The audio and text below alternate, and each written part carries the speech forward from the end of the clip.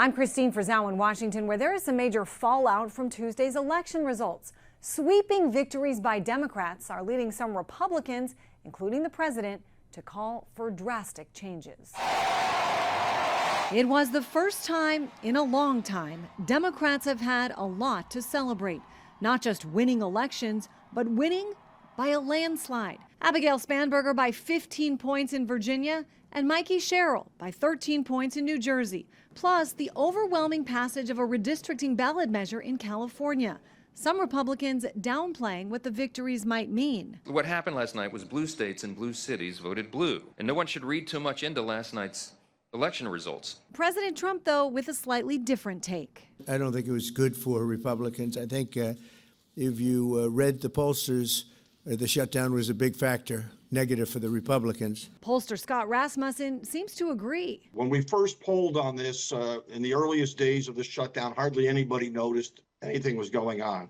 As of yesterday, 44% of voters nationwide say they have been impacted. Voters hate shutdowns and they blame the party in power. President Trump is once again calling on Senate Republicans to end the filibuster rule, which requires 60 votes and not just a simple majority to pass legislation. If you don't terminate the filibuster, you'll be in bad shape. We won't pass any legislation. There'll be no legislation passed for 3.25. We have 3.25 years, so that's a long time. But those short-term gains could spell long-term pain for Republicans if Democrats retake the chamber and use the new rules to pass their priorities, which some fear could expand abortion rights and take aim at Second Amendment rights, among other agenda items. One reason why many Republicans still oppose the so-called nuclear option. Everybody knows, follows our government in this process, that in the Senate, it takes a supermajority. It takes 60 votes to do virtually anything. Exit polling found economic issues were the most important issues for voters. Some Republicans say if they focus more on bringing down costs, they could fare much better in next year's midterm elections. I'm Christine Frizzell reporting. I'm Matt Gelka in Washington. Very different brands of Democratic politics had big election night victories. The question is now, which way does the party go? The next mayor of New York City, Democratic Socialist Zohran Mamdani, vowed to deliver on left-wing affordability promises like raising taxes on the wealthy to pay for free transportation, rent stabilization, and cheap childcare in the city. I am a Democratic Socialist.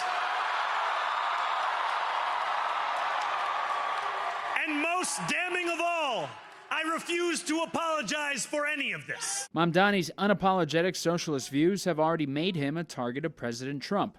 The president has repeatedly threatened to defund New York City if Mamdani won. The decision facing all Americans could not be more clear. We have a choice between communism and common sense. Republicans are eager to make Mamdani and socialism the new Democratic brand, and they're already launching ads. Zohran Mamdani is without a doubt the biggest win for socialism in the history of the country, and it is the biggest loss for the American people. Your city could be next. Stop socialism, stop Democrats. In New Jersey and Virginia, two very different Democrats than Mamdani convincingly won governorships. Moderates Mikie Sherrill in New Jersey and Abigail Spanberger in Virginia also ran on cost of living issues while staying closer to the center. The affordability message seems to be the new way for Democrats, but the party might have a problem picking between Democratic Socialist positions or the views of the establishment heading into the 2026 midterms. No great secret. Of course there's an establishment, and of course there's a division within the Democratic Party. The issue that he has stressed is being stressed by Democrats across the country, from one end of America to the other, the high costs that the Trump administration is imposing on us. When New Yorkers were asked in exit polling if they considered themselves Democratic Socialists, 69% said no, including almost 40% who voted for Mamdani. Reporting in Washington, I'm Matt Gelka. I am Muslim. I am a Democratic Socialist. And most damning of all, I refuse to apologize for any of this.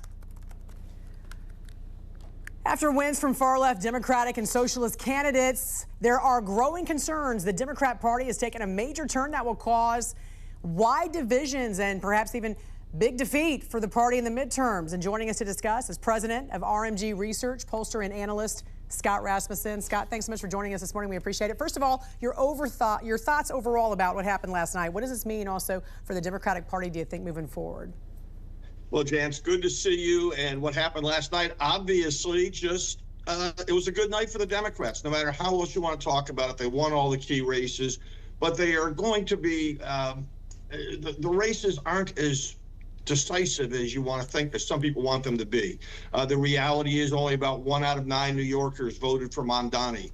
The state races in New Jersey and Virginia, those are Democratic states. So it was a good night. The Democrats outperformed expectations a little bit, especially in New Jersey. And we also have to remember that these kinds of races, low turnout off-year races, are dominated by groups who typically vote Democratic, especially people with a postgraduate degree. Also, we have a historic government shutdown. How much did that play into a voter's decision yesterday? You know, especially in Virginia, it likely had an impact because so many federal workers are affected by it.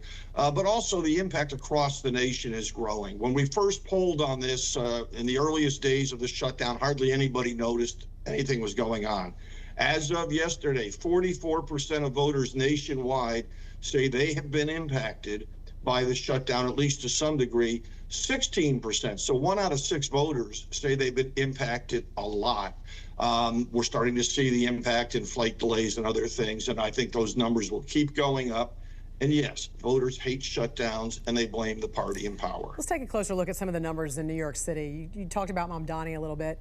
Yeah. A little bit more than 1 million voters actually turned out for him there, but there's 9 million people in New York City. Here's the numbers. He did win 50.4%, so even if you combine Andrew Cuomo and Curtis Sliwa in this particular case here, he still would have won. However, when you look at the percentages here, you know, you're talking about less than 15% of New Yorkers are actually choosing this person to run the city there. What was your thoughts about this race? You know, this whole race, reading about it, has just made me roll my eyes all the time. First of all, why did Mamdani win? Well, partly because he ran a good campaign. Partly in the general election because Andrew Cuomo was his primary opponent, a deeply flawed and deeply despised candidate. You would have won against Andrew Cuomo. So there's a... Well, thank you. But so, look, there's a divide in the Democratic Party. The divide has been there for a long time. In our polling, we continually poll to understand this divide. You know, on the Republican side, there's the MAGA versus traditional Republicans divide. The MAGA voters clearly are dominant on the Republican side.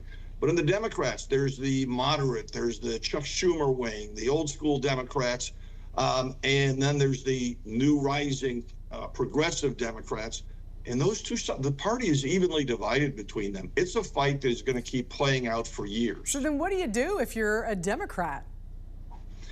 Well, if you're a Democrat, what you do is you run somebody like Mamdani in New York City, and you run somebody who is far more moderate if you're trying to win a purple district or a purple state race. And that's where the problem comes in, because the progressive base really believes that the reason they're losing is because their candidates aren't progressive enough. You know, I live in Texas. If you try to run a very progressive candidate in Texas, you're not going to do all that well. It's just not going to work. No, and the question becomes, will this now help Republicans in the midterms because you have such a fractured Democratic Party? To some degree, but James Carville said it in 1992, and it's still true today. It's the economy, stupid. Yeah. The most important factor in determining how the midterms will turn out is going to be the economy next year. Right now, 31% of voters say their finances are getting better, 31% worse. Those aren't great numbers. They're better than they were a year ago. Correct. But what matters is next year. Yeah, and will Mamdani's, what he wants to propose, will his policies have had that effect early enough before the midterms for folks to realize that it's, you know, not working? So that's also the question too, don't you think? I think absolutely. The Republicans will do everything within their power to raise up Mamdani and his voice and present him as the face of the Democratic Party, because in large segments of the country it won't work. But, you know, some of what people fear has already happened. There are more banker jobs in Texas than there are in New York these days. Yeah. There has been an exodus from the city for a long time. I expect it will continue and maybe accelerate a little bit. The big headline this morning I'm seeing, Wall Street headed to Texas. Yeah. New York will never be the same. All right, RMG Research President, pollster, and analyst Scott Rasmussen, thanks for joining us. We appreciate it. Thank you.